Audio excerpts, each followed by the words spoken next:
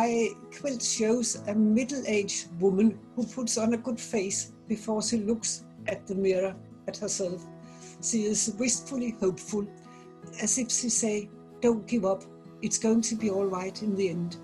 I think that maybe somebody at SAQA saw that before they chose it for their campaign, because she has this hope in her somehow. I hope they conclude that I'm serious, that I'm optimistic, that I'm caring, that I have a sense of humor, and that I'm honest.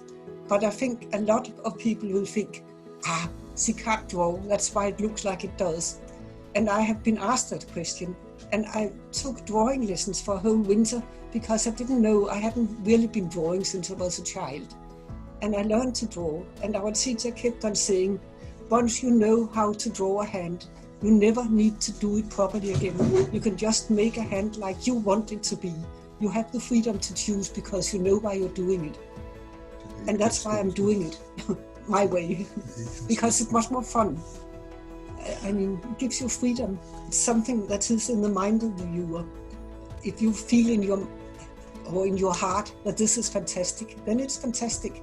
And I always used to say, if I want to buy it, that's how it should be. Then it's best. But in my case, this picture, I think it helps that the eyes of the woman follows you. If you walk around, her eyes follows you all the way.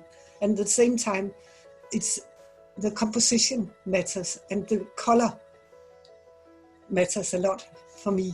It was just an idea in my head. I don't really plan it.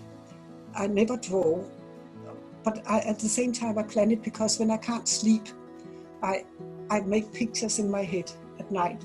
People count sheep or they do anything, but I make pictures in my head. And after a little while, I start looking for material. And the first thing is, of course, the background material. That's the most important thing because that decides the color of all the other materials I use. And then I never draw, I just start cutting. And I cut and I place it on my background and move it around and start putting pins in. I pin it up. And then I look at it for a while and then I move it again and pin it up in another way or change the color. And when I'm satisfied there, then I start sewing. My studio is our living room, and I create at our dining room table and on the floor. The big things has to be created on the floor, so I sit on my knees and create it. And when I have to have it at a distance before I've pinned it up, I stand on the table. Then I can look down at it, and but that's how I do it. And I can see it better that way.